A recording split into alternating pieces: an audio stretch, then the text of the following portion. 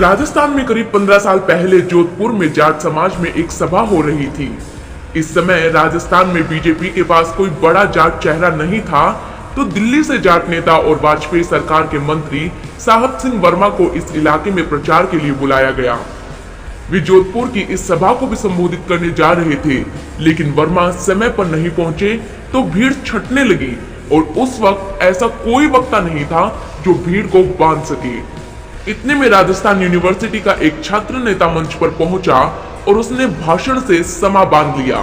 ये नेता हनुमान बेनीवाल ही थे, जो अपनी भाषण शैली से ऐसे लोकप्रिय हुए कि आज तक कोई सियासी पार्टी उनका तोड़ नहीं निकाल पाई है। इस बार राजस्थान के चुनाव में उन्हें तीसरे मोर्चे का बड़ा चेहरा माना जा रहा है। आइए आपको बताते हैं कि राजस्थान में बेनीवाल का क्या महत्व है। कांग्रेस और बीजेपी के धुर विरोधी रहे बेनीवाल एकमात्र ऐसे नेता हैं जिनकी राजनीतिक पहचान कोई दबा नहीं सका। राजस्थान यूनिवर्सिटी के प्रेसिडेंट रहे खिवसर विधायक हनुमान बेनीवाल की पैदाइश नागौर में हुई।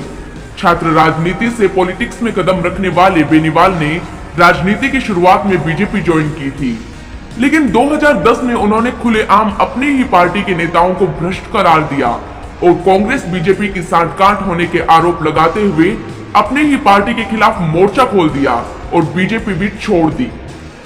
इसके बाद बेनीवाल 2013 में अपने विधानसभा क्षेत्र खींवसर से निर्दलीय प्रत्याशी के रूप में फिर पर्चा भरा और मोदी लहर के असर के बावजूद भी रिकॉर्ड मतों से जीत हासिल की। बेनीवाल नागौर, बाड़मेर, बीकानेर, सीकर और जयपुर जिलों में 5 सफल हुंकार रैलियों का आयोजन कर चुके हैं, जिनमें जुटी लाखों की भीड़ की गूंज दिल्ली तक सुनाई दी थी। बीजेपी से बागी होकर बेनीवाल ने राष्ट्रीय लोकतांत्रिक पार्टी का गठन किया और इस बार के चुनाव में उन्होंने ज्यादातर दोनों पार्टियों से बागी हुए नेताओं को ही टिकट दिया है। भाषण देने में माहिर बेनीवाल की रैलियों में आने वाली भीड़ को देखकर दोनों सियासी पार्टियों को दिक्कत महसूस हो रही है। उनकी पार्टी ने राजस्थान में 57 सीटों पर अपने उम्मीदवार उतारे हैं। जाटों की लड़ाई को आगे ले जाने का बेनीवाल का एकमात्र सपना था। यही कारण है कि जाट आरक्षण का विरोध करने वाली राजपूत करनी सेना से उनकी कभी नहीं बनी। युवाओं को साथ लेकर चलने वाले बेनीवाल का कहना है कि बीजेपी और कांग्रेस की आपसी सांठगांठ है और दोनों ही पार्टियां एक दूसरे के भ्रष्टाचार को छुपाती है, इसलिए किसी क्षेत्रीय पार्टी का राज राजस्थान में होना ही चाहिए। वे ठोक बजाकर कहते हैं कि चाहे कुछ मिले या ना मिले, वे दोनों पार्टियों को चुनाव में कड़ी टक्कर देंगे।